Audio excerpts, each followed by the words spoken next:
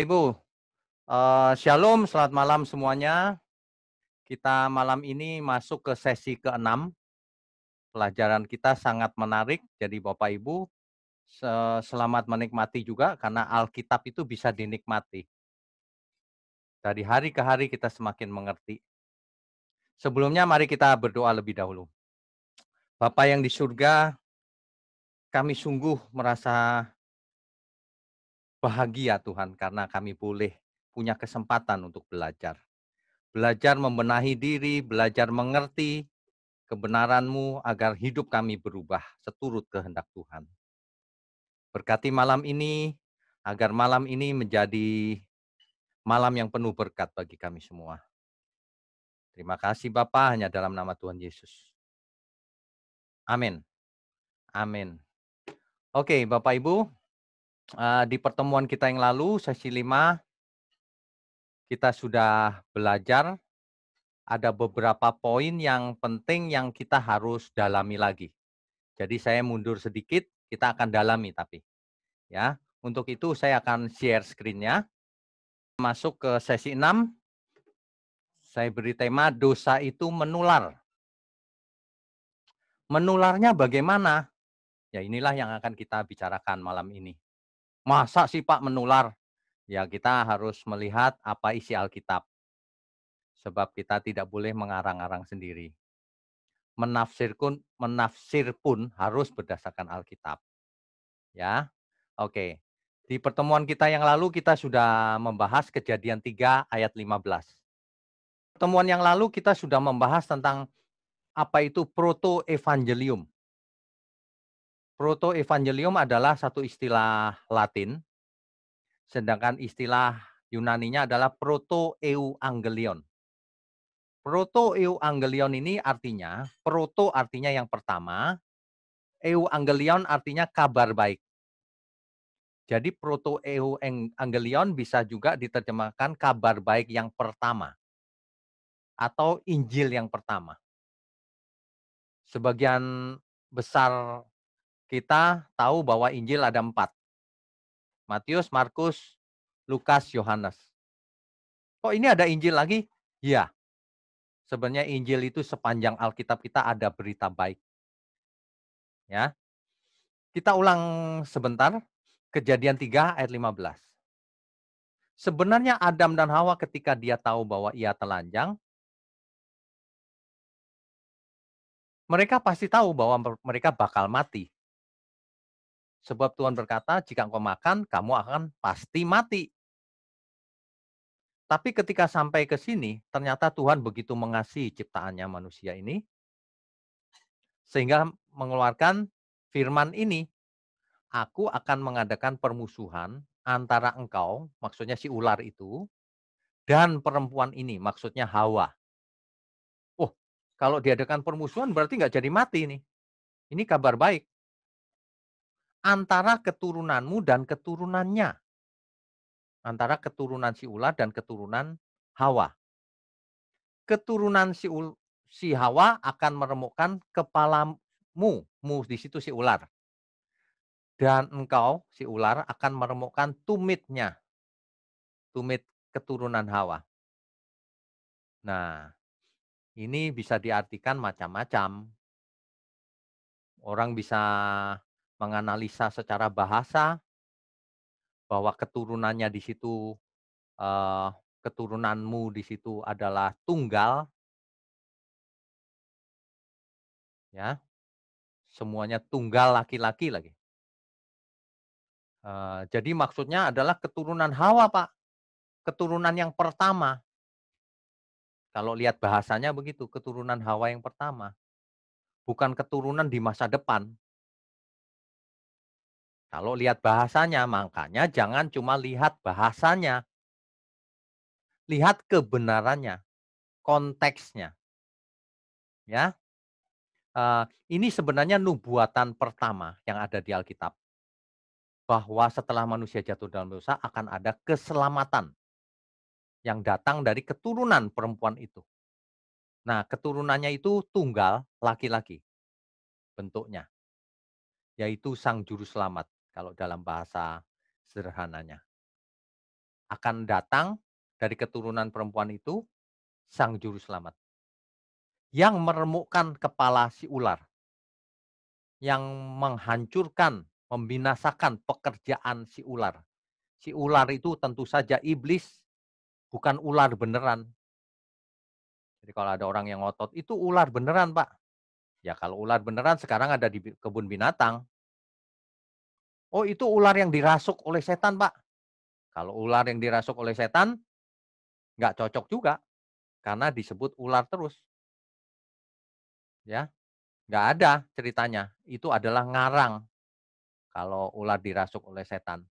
Kan nggak tertulis, nambah-nambahin. Ingat jangan nambah-nambahin firman, oke? Kita lanjutkan lagi. Ya, jadi sebenarnya sepanjang Alkitab itu banyak kabar baik. Cuma kabar baik yang pertama itu proto-evangelium, proto-euangelion. Kabar baik itu adalah jika jika kabar itu mengabarkan tentang keselamatan. Keselamatan umat manusia yang seharusnya binasa gara-gara Adam. Itulah kabar baik. Nah, kalau demikian maka aplikasinya hari ini adalah kabar baik itu tidak boleh diganti. Diganti dengan kalau percaya Tuhan nanti diberkati secara fisik.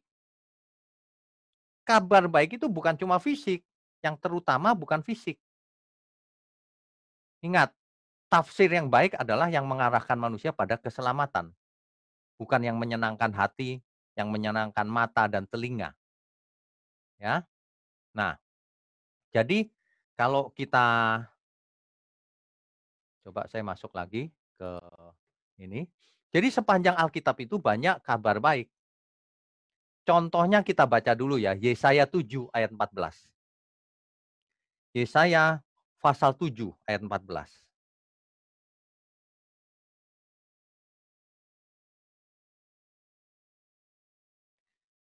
Sebab itu Tuhan sendirilah yang akan memberikan kepadamu suatu pertanda.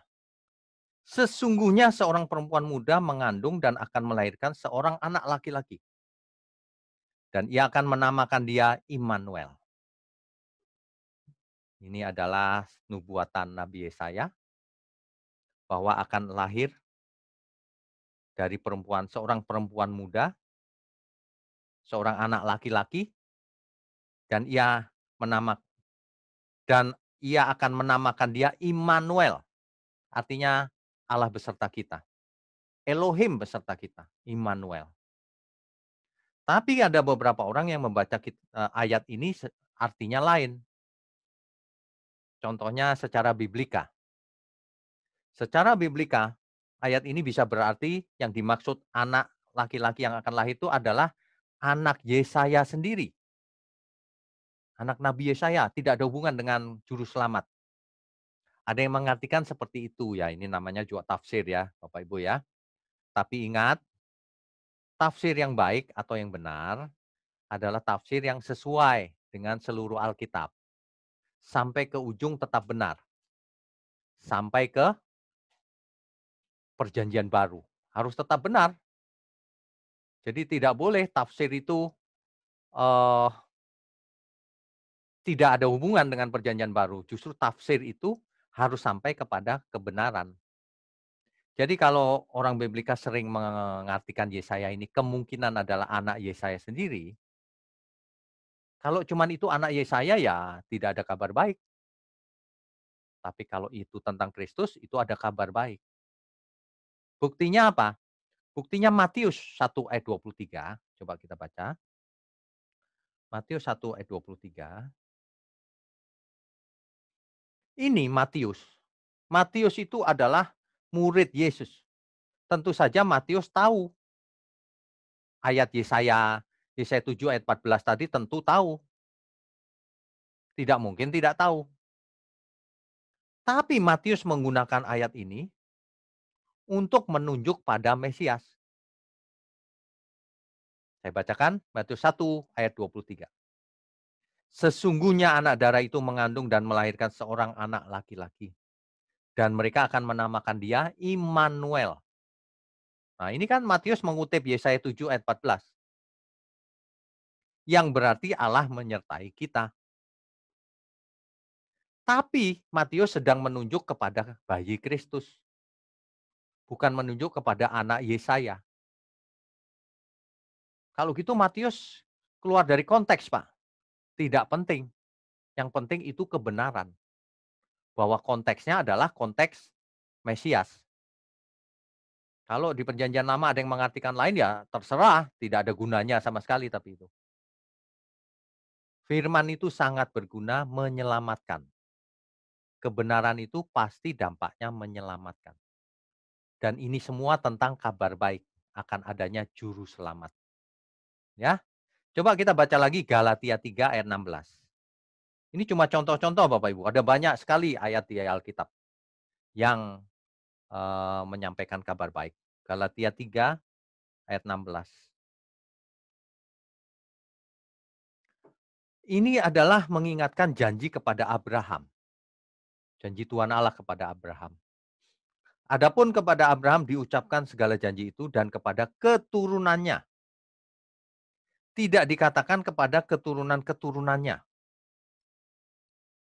Seolah-olah dimaksud banyak orang. Tetapi hanya satu orang loh yang dimaksud oleh nubuatan itu. Dan kepada keturunanmu, yaitu Kristus. Jadi kesimpulannya selalu mengarah kepada Kristus. Bukan soal yang lain. Ya, oke. Satu lagi kita baca Galatia 4 ayatnya yang keempat.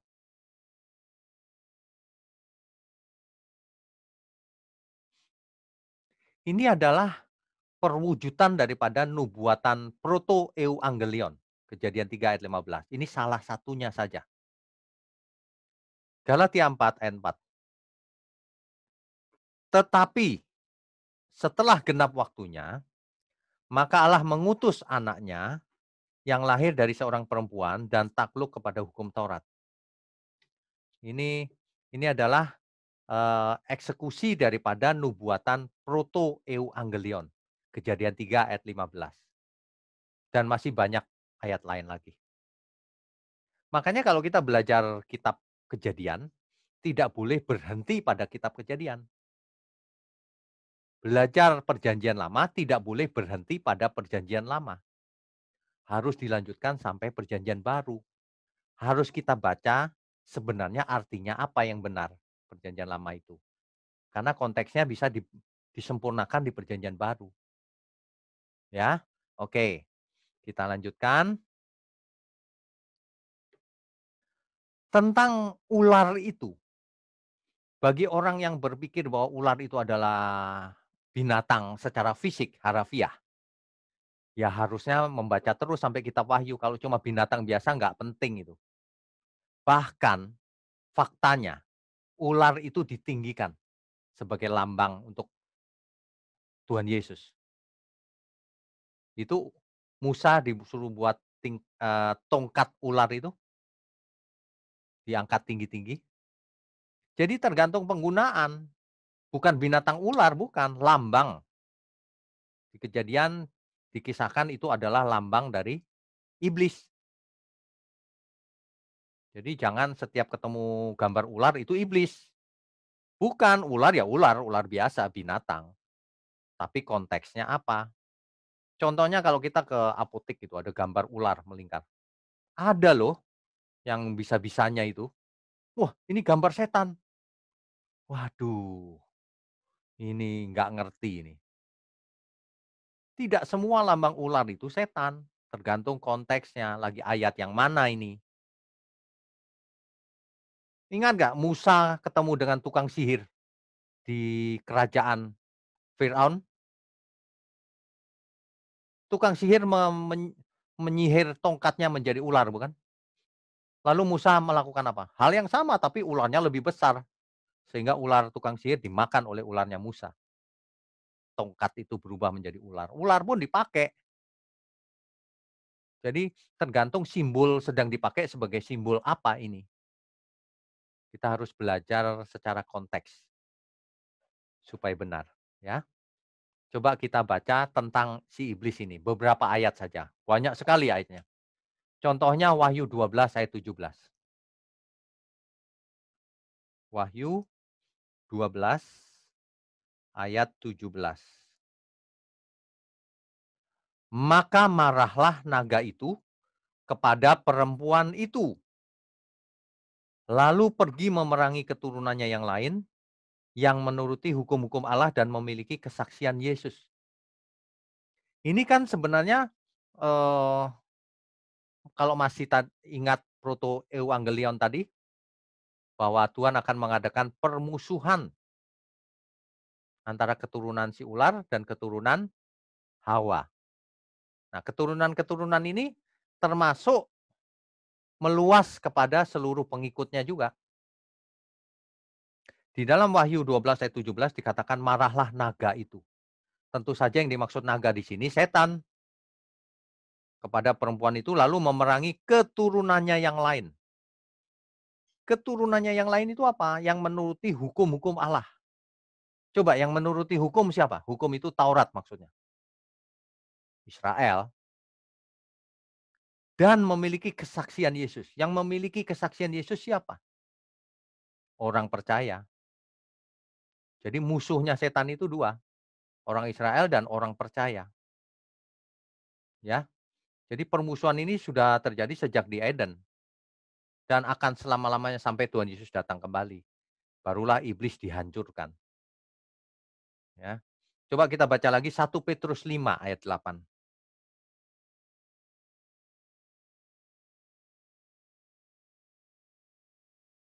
Alkitab selalu mengingatkan bahwa sadarlah dan berjaga-jagalah, lawanmu si iblis berjalan keliling sama seperti singa yang mengaum-ngaum dan mencari orang yang dapat ditelannya. Apa artinya ini? Si iblis sudah tidak berdaya, lemah atau berbahaya? Tentu saja berbahaya, ini adalah peringatan.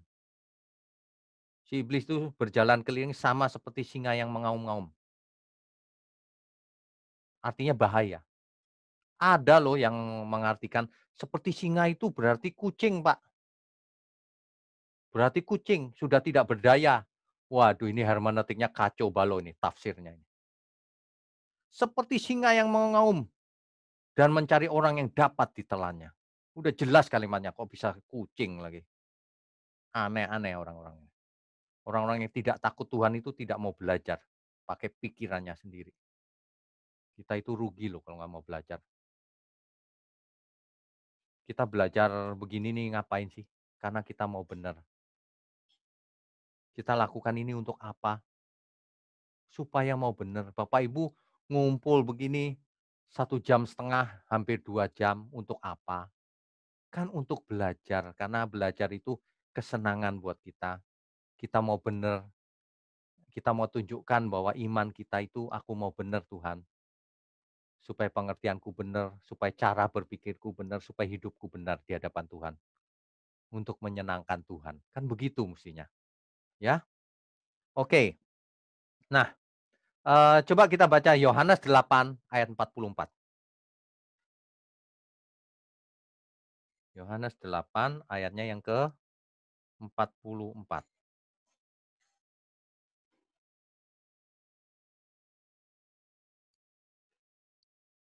Ya, Yohanes 8 ayat 44. Iblislah yang menjadi bapamu dan kamu ingin melakukan keinginan-keinginan bapakmu. Waduh, mengerikan ini. Ia adalah pembunuh manusia sejak semula.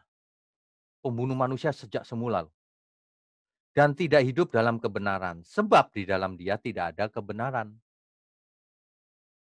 Apabila ia berkata dusta, ia berkata atas kehendaknya sendiri. Kita sudah tahu bahwa si iblis ini selalu berkata dusta, hoax sejak di Eden. Ya. Sebab ia adalah pendusta dan bapak segala dusta. Bapak Ibu kalau membaca ayat ini sudah jelas sih, iblis itu bapak segala dusta. Dan ia itu pembunuh manusia Sejak semula. Sejak semula itu sejak kapan? Saya mau tanya. Ya sejak ada manusia, pembunuh manusia sejak ada manusia. Masa pembunuh manusia, manusia belum diciptakan?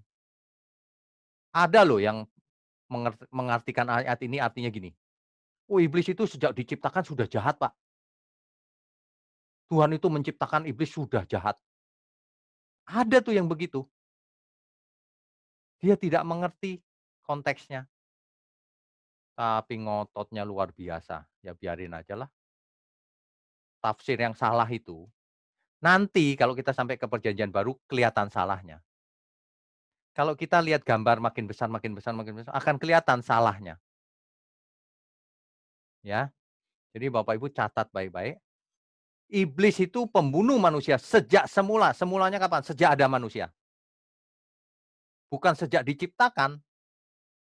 Tuhan tidak pernah menciptakan makhluk yang tiba-tiba jahat, yang dari diciptakan sudah jahat, tidak mungkin. Karena tidak ada yang jahat keluar dari Allah atau Tuhan, tidak ada. Tentang iblis ada serinya sendiri, suatu hari mungkin kita bisa bahas tentang Lucifer, ya, tapi ini masih panjang. Nah, jadi iblis ini memang jahat sejak semula. Semulanya itu pada waktu ada manusia di bumi. Nah, sebelum itu dia memang jahat, tapi bukan pembunuh manusia. Dia memberontak di surga.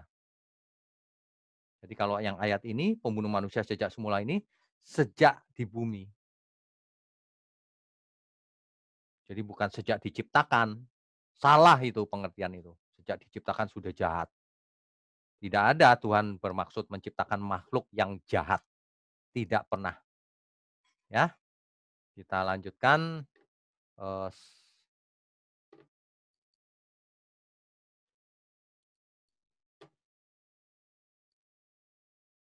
ya, tadi sampai Yohanes 8:44 ya. Oke, itu tentang iblis. Sekarang kita lanjutkan. Bapak Ibu tentu ingat di kisah kejadian itu bahwa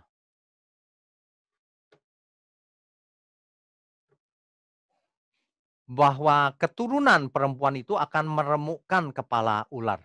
Iblis maksudnya. Nah, apa maksudnya meremukkan kepala ular? Kalau kita sampai ke perjanjian baru, makanya kalau belajar perjanjian lama nggak boleh berhenti. Terus kita cek di perjanjian baru. Apa yang dimaksud dengan meremukkan kepala ular? Dan apa yang dimaksud meremukkan tumit daripada keturunan perempuan itu? Ya, coba ini cuman beberapa ayat contoh saja Bapak Ibu. Masih banyak ayat lain. Lukas 10 ayat 19.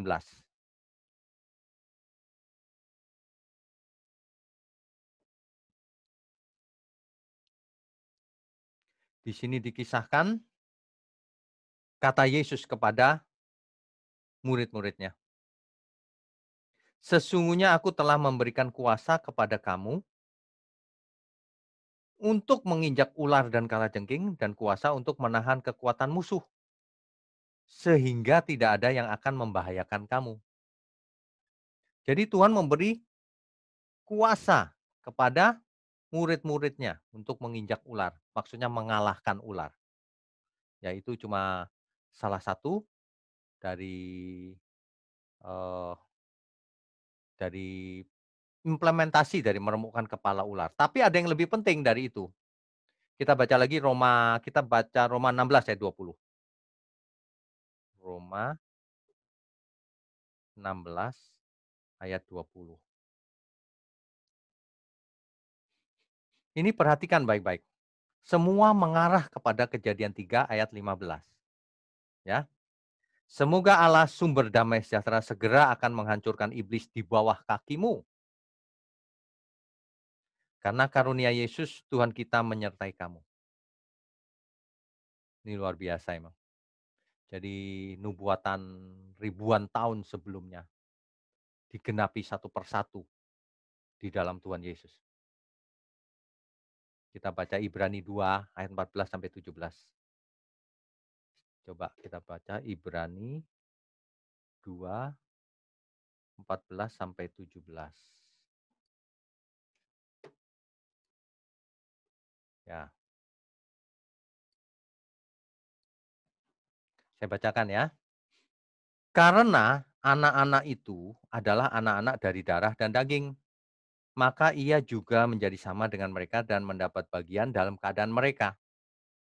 Supaya oleh kematiannya ia memusnahkan dia, yaitu iblis yang berkuasa atas maut. Dengan kematian Tuhan Yesus memusnahkan kuasa iblis itu atas maut. Ini arti termasuk arti daripada meremukkan kepala si ular, menghancurkan pekerjaan iblis, ya. Oke, 15-nya, dan supaya dengan jalan demikian ia membebaskan mereka yang seumur hidupnya berada dalam perhambaan oleh karena takutnya kepada maut. Seluruh manusia terikat oleh maut sebelum Tuhan Yesus mati di kayu salib, ya. Ayat 16, sebab sesungguhnya bukan malaikat-malaikat yang ia kasihani. Yang dikasihani Tuhan Yesus itu bukan malaikat-malaikat, tetapi keturunan Abraham yang ia kasihani. Maksudnya manusia. Jadi objek keselamatan yang mau diselamatkan Tuhan Yesus itu adalah manusia.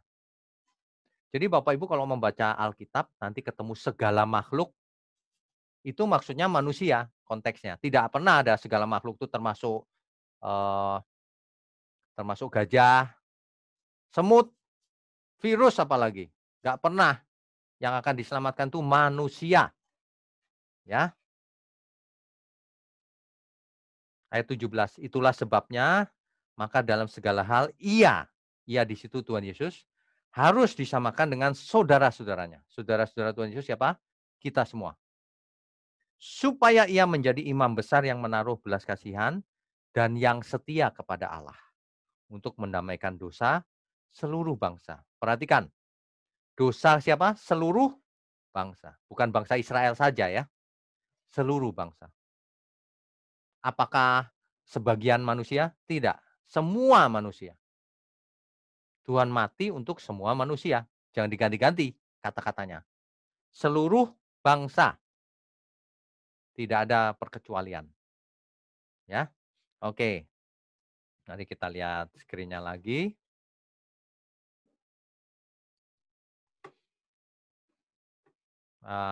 Masih banyak ayatnya, Bapak Ibu harus fokus ya. Karena pendalaman Alkitab ya kita harus baca ayat Alkitab, nggak boleh pakai pengertian kita sendiri. Coba kita baca 1 Yohanes 3 ayat 8. 1 Yohanes 3 ayat 8. Saya bacakan ya. Barang siapa yang tetap berbuat dosa, berasal dari iblis. Sebab iblis berbuat dosa dari mulanya.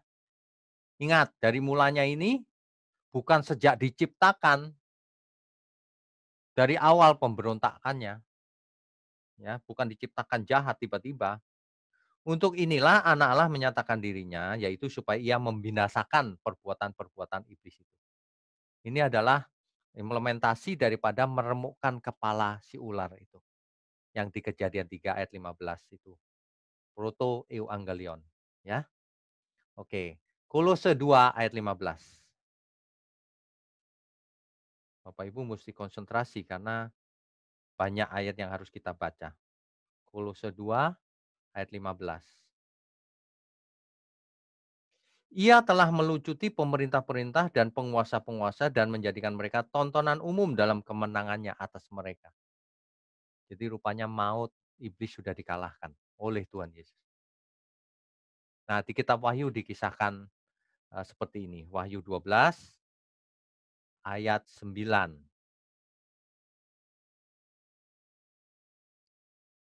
Dan naga besar itu si ular tua. Bapak Ibu kalau mendengar gini, ini harus dijelaskan ini, ya. Bapak Ibu kalau mendengar kata ular tua di ayat ini dikisahkan bahwa naga besar itu, si ular tua itu, yang disebut iblis atau Satan. Jadi ular itu setan lambangnya. Dalam konteks ini, dalam konteks kejadian itu juga. Dalam konteks lain bisa beda ya. Yang menyesatkan seluruh dunia. Bayangkan, si setan juga berusaha menyesatkan semua orang. Tuhan juga ingin semua orang selamat, tapi tidak bisa karena manusia tidak dipaksa oleh Tuhan dan setan pun tidak boleh memaksa manusia menjadi jahat, ya. Nah, dilemparkan ke bawah, ia dilemparkan ke bumi bersama-sama dengan malaikat-malaikatnya. Setan itu punya malaikat-malaikat, yaitu roh-roh jahat, ya. Satu lagi ayat Wahyu 12:17 tadi sudah dibaca. Marahlah naga itu kepada perempuan itu. Naga di situ pasti setan, ya, si ular tua, ya. Oke, kita lanjutkan.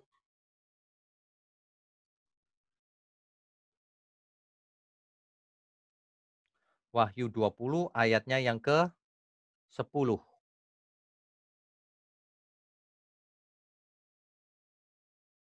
Dan iblis yang menyesatkan mereka dilemparkan ke dalam lautan api. Iblis akan dilemparkan ke dalam lautan api dan belerang, yaitu tempat binatang dan nabi palsu itu, dan mereka disiksa siang malam sampai selama-lamanya. Kalau ada orang yang berpikir bahwa wah di neraka itu manusia disiksa oleh setan, salah. Seolah-olah setan berkuasa di neraka. Tidak. Neraka pun untuk menghukum si setan. Itu yang benar.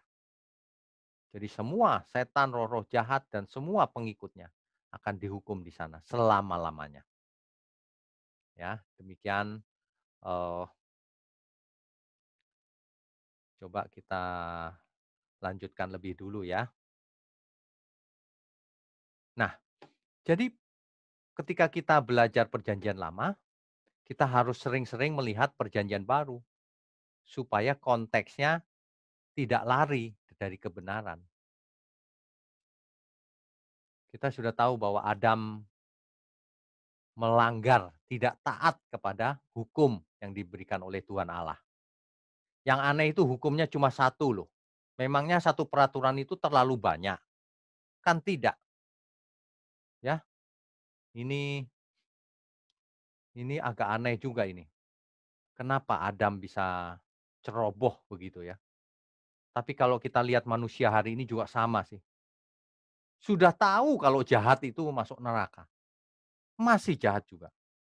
Sudah tahu Kristen itu harus menjadi berkat, masih juga tidak jadi berkat. Malah cari nama sendiri. Coba kita baca Roma 5 ayat 12. Inilah pokok utama tema kita malam ini. Roma 5 ayat 12. Sebab itu, sama seperti dosa telah masuk ke dalam dunia. Sebelumnya dunia yang diciptakan Tuhan itu tidak ada dosa. Tapi dosa masuk ke dalam dunia oleh satu orang. Siapa itu? Adam. Kok tidak dikatakan itu Hawa? Perhatikan baik-baik. Tuhan Allah memberikan hukumnya kepada siapa? Kepada Adam bukan? Bukan kepada Hawa. Tentu saja Adam yang menerima mandat dari Tuhan. Adamlah yang harus menguasai seisi bumi. Adamlah yang harus mendidik Hawa. Oleh satu orang dikatakan dalam kitab Roma. Adam yang harus bertanggung jawab. Ya. Masa Adam sebagai pemimpin diberi buah oleh istrinya langsung dimakan. Padahal ia tahu bahwa itu dilarang Tuhan. Ini sembrono sekali. Jadi penyebab utamanya tidak bisa dikatakan Hawa. Adam lah. Adam harusnya melarang Hawa. Loh, nggak boleh dimakan. Kalau Adam tidak makan kan seluruh dunia tidak jatuh dalam dosa. Karena dikatakan di ayat ini bahwa karena satu orang dosa masuk ke dalam dunia. Ini berandai-andai ya Bapak Ibu ya. Seandainya Hawa jatuh dalam dosa, makan buah itu, lalu ia memberikannya kepada Adam, dan Adam menolak, sebenarnya tidak ada masalah. Akhirnya Adam akan mengetahui bahwa Hawa melanggar. Adam tentu saja sebagai pemimpin di bumi yang menerima mandat dari Tuhan, bisa mengampuni Hawa. Tapi kalau Adam itu ikut serta, wah ini kacau nih, rusak langsung. Yang menerima mandat pemimpinnya saja melanggar, ya habis. Itulah sebabnya di perjanjian baru, contohnya kitab Roma 5 ayat 12 ini dikatakan, dosa masuk ke dalam dunia oleh satu orang, yaitu Adam. Dan oleh dosa itu juga maut. Karena dosa mengakibatkan maut, maka maut masuk ke dalam dunia. Jadi tadinya Adam dan Hawa nggak bisa mati, tidak ada maut. Tapi karena jatuh dalam dosa, maka dosa masuk ke dunia, maka maut masuk juga ke dunia. Dan maut itu menjalar kepada semua orang, menular kepada semua orang. Karena semua orang telah berbuat dosa.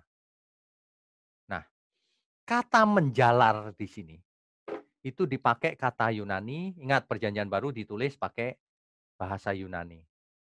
Kata yang dipakai adalah dierchomai, dierchomai. Dierchomai ini artinya adalah go through, menjalar, menular,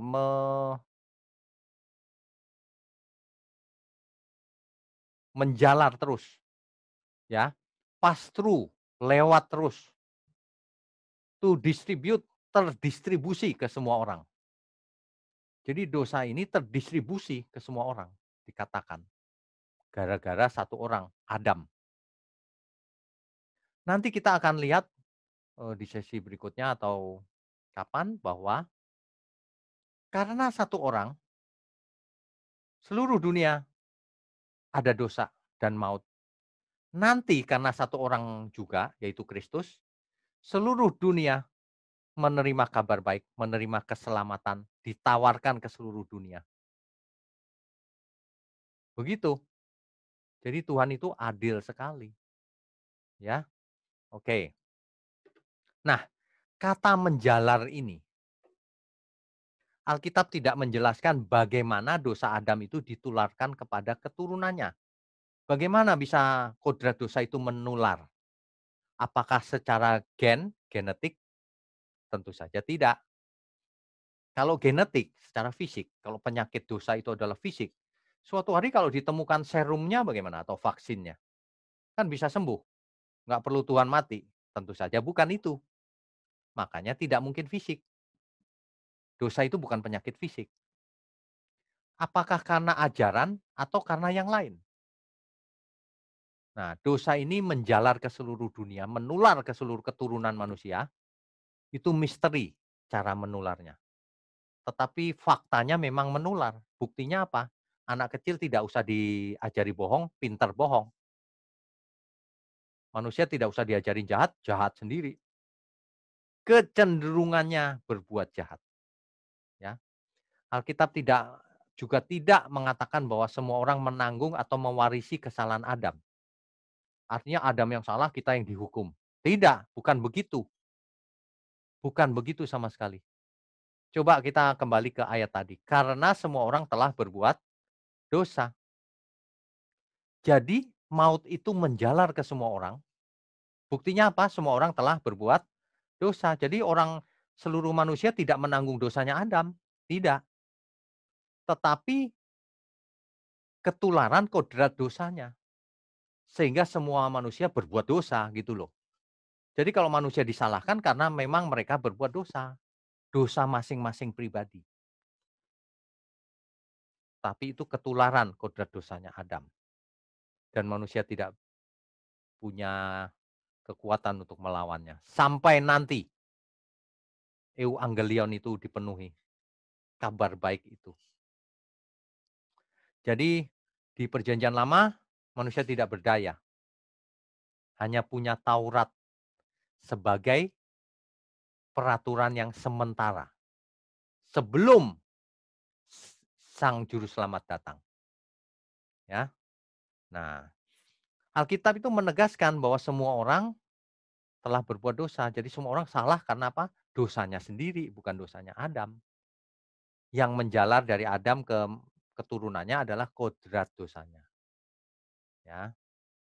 Jadi jangan salah, kalau orang tua kita berbuat salah, bukan kita yang menanggung akibatnya. Tidak diturunkan, artinya orang tuanya korupsi, masa anaknya yang dihukum? Tidak, tapi akibatnya bisa, kecenderungannya bisa menular. Kodrat dosa itu ditularkan, cuma cara menularnya misteri. Faktanya manusia semua mempunyai kodrat dosa, ya. Oke, kita lanjutkan. Akibatnya apa? Tuhan menurunkan hukuman bagi sang perempuan, bahwa perempuan akan susah payah waktu hamil, kesakitan waktu melahirkan, birahi pada suami, tapi suaminya akan berkuasa atasnya. Jadi suaminya menjadi dominan karena ini. Tapi sebenarnya tidak juga ya, ini kan awal-awal. Hari ini banyak juga perempuan yang ganas-ganas. Suaminya takut sama perempuan. Ada, tapi ini awalnya begini. Kesakitan waktu melahirkan hari ini manusia bisa disesar, tidak sakit sama sekali. Tapi awalnya kesakitan waktu melahirkan kalau normal ya. Jadi ada hukuman bagi sang perempuan. Karena perempuan lebih mendengarkan suara si ular daripada suara suaminya atau suara Tuhan. Ada hukumannya. Nah, yang berikutnya, hukuman bagi laki-laki. Laki-laki ini salahnya lebih mendengar istrinya dibanding suara Tuhan. Coba aja dibaca Kejadian 3 ayat 17 sampai 18. Rupanya Adam takut istri juga rupanya. Rupanya suami takut istri sejak di Eden ya. Oke. Hukumannya adalah tanah terkutuk, tanah di bumi jadi terkutuk. Sehingga Adam harus susah payah mencari rejeki seumur hidup. Harus kerja keras. Semak duri, rumput duri tumbuh di bumi. Tumbuh-tumbuhan di padang akan jadi makananmu. Ini ada yang menafsirkan bahwa sayur-sayuran akan menjadi makananmu. Kenapa? Karena sejak jatuh dalam dosa, penyakit masuk ke dalam hidup manusia. Dan tumbuh-tumbuhan di padang akan menjadi makananmu supaya sembuh. Ada yang menafsir seperti itu ya, itu namanya juga tafsir ya, Bapak Ibu ya. Oke, eh, jadi manusia laki-laki, Adam harus kerja keras. Tapi hari ini faktanya perempuan pun harus kerja keras. Dunia sudah tidak ideal lagi. Sudah tidak seperti semula lagi. Ya. Oke, kita lihat Kejadian 3 ayat 19 berikutnya lagi. Dengan berpeluh engkau akan mencari makananmu. Si Adam akan kesulitan cari makanan. Sampai engkau kembali lagi menjadi tanah. Ingat, firman ini keluar setelah manusia jatuh dalam dosa. Jadi akan kembali menjadi tanah. Karena dari situlah engkau diambil. Ingat di Kejadian 2 ayat 7, manusia dibentuk dari debu tanah. Makanya ayat ini mengingatkan kita akan hal itu. Sebab engkau debu dan engkau akan kembali menjadi debu. Manusia menjadi mati, saudara. Karena kejatuhannya dalam dosa. Ya, kita ingat juga Pengkhotbah 12 ayat 7. Dan debu kembali menjadi tanah seperti semula. Dan roh kembali kepada Allah yang mengaruniakannya. Jadi, tapi jangan berpikir begini, oh semua roh kembali Pak. Dosa nggak dosa. Oh ya nggak begitu. Kan baca Alkitab nggak boleh satu ayat. Pendosa-pendosa yang tidak bertobat ya nggak kembali kepada Allah. Ini kan keadaan ideal yang ditulis oleh pengkhotbah ini. Ya, oke. Berikutnya, setelah jatuh dalam dosa, barulah Adam memberi nama kepada istrinya. Tadinya Adam menyebut istrinya apa ya, mungkin apa ya, perempuan atau sayang atau apa gitu ya. Tapi memberi nama setelah jatuh dalam dosa. Namanya Hawa dalam bahasa Indonesianya. Dalam teks aslinya yaitu teks Ibrani dipakai kata Khawah atau kalau dialek tertentu kafah kepada istrinya. Sebab apa dinamain kafah atau khawah? Sebab dialah yang menjadi ibu dari semua yang hidup. Hidup itu Ibraninya kai. Makanya dinamakan khawah atau kafah. Karena karena ia akan menjadi ibu dari semua yang kai, yang hidup. Bahasa Ibrani itu menarik, saudara. Ada permainan kata, ada hitung-hitungan gematriannya. Kalau kita belajar akan sangat menarik sastra Ibrani. Tapi ingat konteksnya harus disesuaikan dengan perjanjian baru. Kalau tidak bisa meleset, ya. Nah, jadi Adam memberi nama Hawa. Saya pernah ditanya oleh seseorang, apakah ada manusia lain sebelum yang dilahirkan oleh Hawa? Kalau menurut Alkitab tidak mungkin ada. Sebab manusia pertama itu ya Adam, istrinya ya Hawa. Jadi yang memulai generasi manusia di bumi itu ya Adam dan Hawa, tidak ada yang lain. Ada lagi yang bertanya, mungkin nggak Tuhan menciptakan Adam di Indonesia, Adam di Mesir, Adam di Israel, Adam di China, Adam di India, masing-masing punya Adamnya sendiri. Wah, tidak mungkin. Alkitab tidak bercerita tentang begitu. Dan ini lengkap sekali bahwa Hawa, Hafah atau Hawah itu akan menjadi ibu dari semua yang hidup. Ingat Bapak Ibu, semua yang hidup ini konteksnya apa? Tentu saja manusia, bukan hewan. Masa Hawa menjadi ibunya hewan? Ini pelajaran bagaimana di samping kita belajar tentang manusia, kita belajar tentang bagaimana membaca Alkitab yang benar. Hermeneutik. Jangan baca itu asal-asalan. Rugi, yang rugi Bapak Ibu sendiri loh, ya. Jadi janganlah begitu. Kita harus belajar terus ya. Kita lanjutkan dulu ayat Kejadian 3 ayat 21. Biar selesai pasal 3-nya. Ayat 21. Dan Tuhan Allah membuat pakaian dari kulit binatang untuk manusia dan untuk istrinya itu lalu mengenakannya pada mereka. Ini mengundang banyak tafsir juga ini. Kalau ada kulit binatang artinya binatangnya dibunuh. Artinya keluar darah. Sehingga setelah itu terjadi korban bakaran itu. Binatang yang dikorbankan. Ya ini spekulasi. Karena tidak ada penjelasan lebih lanjut. Jadi untuk sementara manusia itu ditutupi oleh kulit binatang itu. Harus ada pencurahan darah binatang, seolah-olah begitu. Ya nggak apa-apa namanya juga tafsir ya. Oke, ayat 22, berfirmanlah Tuhan Allah, sesungguhnya manusia itu telah menjadi seperti salah satu dari kita. Tahu tentang yang baik dan yang jahat. Maka sekarang jangan sampai ia mengulurkan tangannya dan mengambil pula dari buah pohon kehidupan itu dan memakannya. Sehingga ia hidup untuk selama-lamanya. Ingat, setelah jatuh dalam dosa, manusia dilarang makan buah dari pohon kehidupan.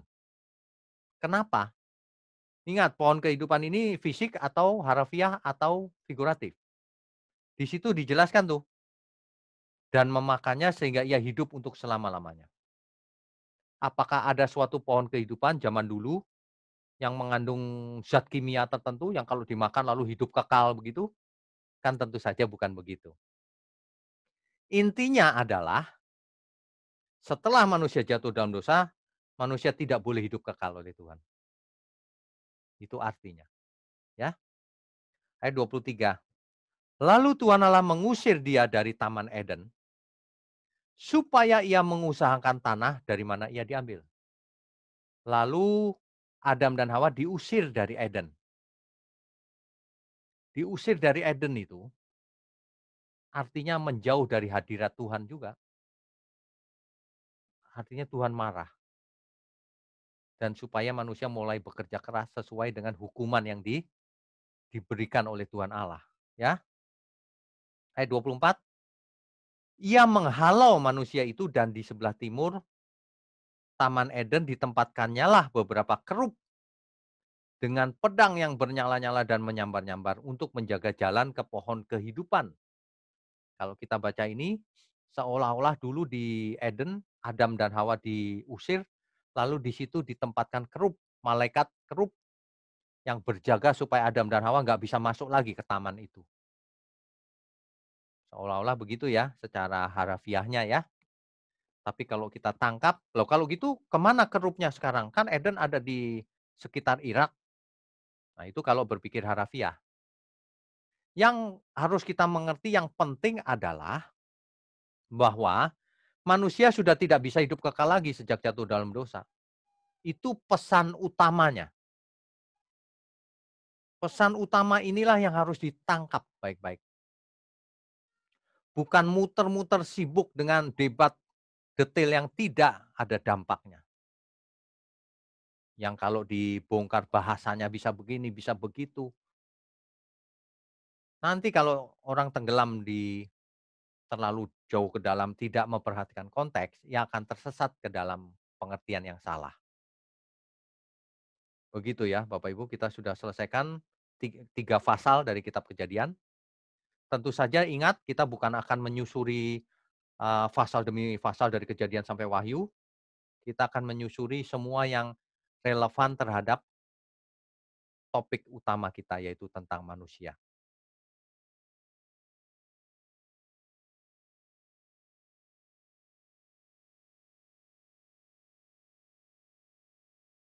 Uh, kita lanjutkan dengan tanya jawab ya. Co-host bisa segera dimulai tanya jawab, silakan. Oke, thank you Bapak Pak Ibu Winyo. raise hand kalau yang mau bertanya.